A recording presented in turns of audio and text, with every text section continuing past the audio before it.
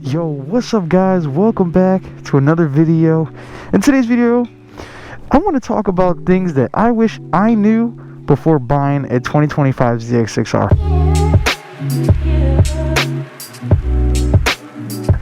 Now, I don't know if this completely also counts as the 24 because I don't really know what's much different. I think they just had different colorways, but that's all I know. I'm not really too knowledgeable yet. But everything I'm going to talk about is all for the 2025. Now, if it is all the same as the 2024, then I guess you can count that as well. Now, I'm doing this video because I want to help people out, you know, if they should get the 2025 or 2024 ZX6R. Because there's some things that I wish I knew before getting this bike that I thought I knew, but I didn't because I was wrong after finding it out on my own. So yeah, we're just going to go for a ride and we're just going to start talking about it. Start talking about things I wish I knew before buying this bike. So before I start getting into the things that I wish I knew before buying a this 2025 ZX6R, I just want to say that if you guys are new here, subscribe if you like content like this, and if this video helps you decide whether you should get one or not, you know, let me know in the comments below. But if you like this video, hit that like button. If you're new, subscribe. If you're not new and you're a returning subscriber, thank you so much. I really appreciate it. So alright, let's get into the first thing that I wish I knew, and it's the biggest thing in my opinion, and I know some people are probably it's gonna be a little controversial, but let me just tell you, the first thing I wish I knew before I bought this bike, this year specifically, the 2025 or 24, whatever you want to say, is the top speed. I know. Tomato Dan, if you wanted top speed, why didn't you just get a liter bike? Because I don't want one. I don't want to upgrade from a Ninja 650 2-cylinder to, you know, a 1000 4-cylinder. Hell no. I wanted to gradually move up. You know, so when I was first looking into ZX6Rs, it said that the top speed was 165. So I assumed that the 2024 and the 2025 had the exact same top speed as, you know, 19 to 23 or whatever as before that as well, that tops out at 165. But doing my research, everything said 165. Now, I did watch some top speed videos, and there was videos where people topped out at 155, and I was like, okay, maybe he's on an uphill. Maybe it depends, right? But no, I was wrong. Because when I got my first try at topping out this bike, I didn't hit 165, and I was on a downhill, on a track of course, and the bike just kept redlining, and it wouldn't go past, you know, and it was like, bruh, like, I thought this bike topped out at 165. There's obvious reasons why, which is I'm gonna get into my next thing, that things I wish I knew. I wish I knew how restricted this bike was. You know, there's a lot of restrictions that I heard and I saw online about this bike, that, you know, supposedly when you're at, you know, 100% throttle, the throttle body's only open like 16% at like max RPMs, and it's like, you don't want that out of a sport bike. Like, come on, man. So of course you can fix that with an ECU flash, which I will eventually, like once I start getting like the headers and the mid pipe, the high flow air filter and the velocity stacks, then I'll send my ECU out to get flashed. That's another thing. So two things so far that I wish I knew before getting this bike: top speed and how restricted it was. Another thing, and I want to mention this because I don't want other people who buy this bike to make the same mistake I did. When I first got this bike, I heard it had quick shifter, right? If you guys watched my video where I traded my Ninja 650 for this bike, if you haven't, I highly recommend it. It's such a nice video because it's very, like, it's so wholesome that, you know, my reaction to me getting a new bike. Anyways, in that video, you know, I'm getting on my bike for the first time on this one, and, you know, I'm like, okay, I heard it had quick shifter, let's try it out. Out the gates, I just immediately tried starting to quick shift it. Now I'm going to pull in here and I'm going to show you guys how to activate it, because this is what I did not know. I did not know that you had to manually activate it. I thought quick shifter meant like from standard, like, you know, you hop on a bike and you go. Okay, so this is for everyone who's going to get this exact same bike.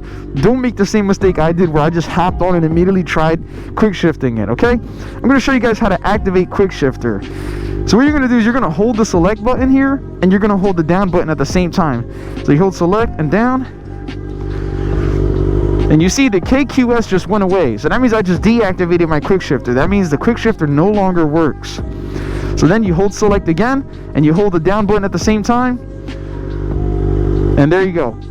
KQS Kawasaki quick shifter. So now your quick shifter is finally activated. So for everyone who's getting a 2024 or 25, don't make the same mistake I did, alright? So that's another thing, okay? So that's already 3 things so far. Anybody who's looking at a 24 or 25 ZX6R and you're expecting to top out at 165, just know that you're not. But listen, it doesn't matter because it's a 600, right?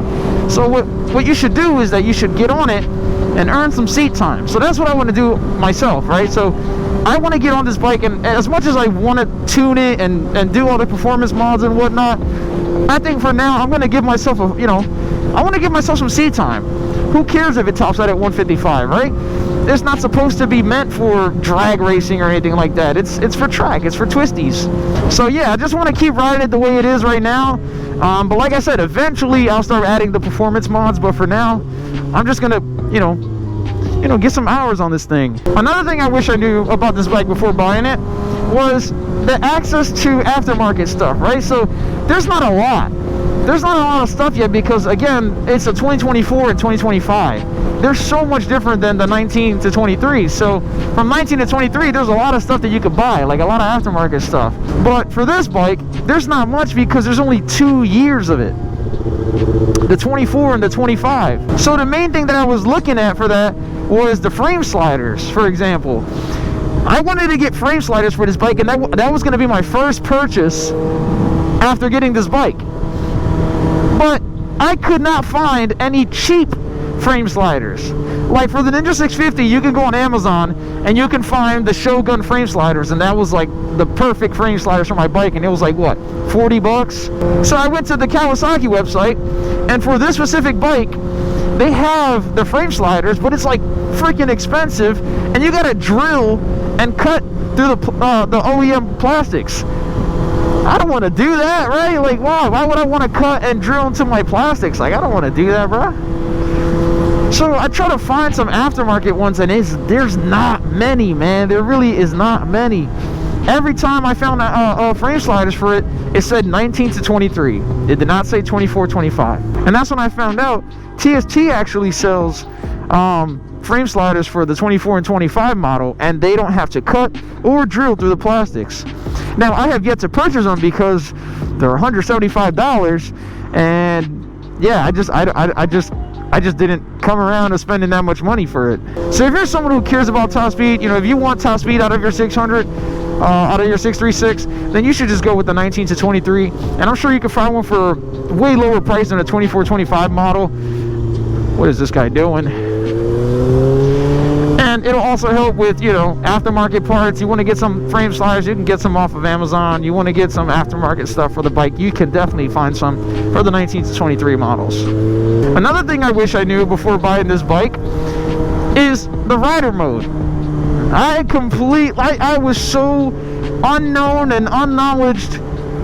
I didn't know anything about rider mode. I didn't even know that was a thing. Till I recently saw a YouTube video where this guy was riding and he was on rider mode. And I was like, what? What's rider mode? Is that like a custom mode? Is that an extra mode I don't know about? Because at the dealer, he only told me 3. He said rain, road, and sport. He did not tell me about no rider mode. Maybe for specific reasons, probably because of the braking, I don't know. But for anybody wondering how to get into rider mode, it's the same. It's literally the same as, navigating through the other rider modes. You hold the down arrow, it'll go to the next one. You hold it all the way down. I think once you get to rain, it's the next one. So like you hold down again and it'll take you to rider mode. And then you can adjust your power by hitting select, and you can choose F for full, I'm assuming. And there's like other settings too, like you can go down to like slow it down. And then you can also adjust your traction control. Right now I have it off and I have power set to full, so this thing rips compared to sport mode. So yeah, I hope that this information can help you guys decide whether you should get a 24 25 model ZX6R. If you're in the market for one, so far I would definitely highly recommend it because it's a beautiful bike, man. It just looks so gorgeous. Now, I gotta admit, the 19 to 23 is another beautiful bike, in my opinion. But I just think the front end on this thing just looks so much better. That's my personal opinion. Yeah, let me know in the comments below whether this helped you decide if you're gonna get one or not. You know, so like pretty much my conclusion is the top speed, it does not top out at 165. 2, you have to manually activate the quick shifter mode. It's also restricted, very restricted at the higher RPMs. The aftermarket stuff is really hard to find. Frame sliders especially, you're gonna have to go with the ones from TST Industries because that's the only ones that you don't have to cut and drill through your plastics. So that's a plus. But yeah, that's gonna do it for this video, guys. Hopefully you guys enjoyed. Hopefully this video helped you guys out. Hopefully this helped you decide whether you should get a 24 or 25 ZX6R. Now, my honest opinion, I think you should still get it because it's still, I mean, just look at this. How could you pass up on this thing? This thing is freaking gorgeous. But yeah, if you're new here, subscribe. If you guys like this video, please leave a like and comment below whether this helped you out or not. And if you're not new, if you are subscribed and you're a returning viewer, thank you so much for continuing to support my channel. And you know, watching it grow is just unreal, and I'm just hoping for, you know, hopefully to eventually hit 10,000 way in the future. But for now, taking it one step at a time. So again, thank you. But yeah, that's gonna do it, and that's enough yapping for me. And ride safe, and I'll see you guys in the next video.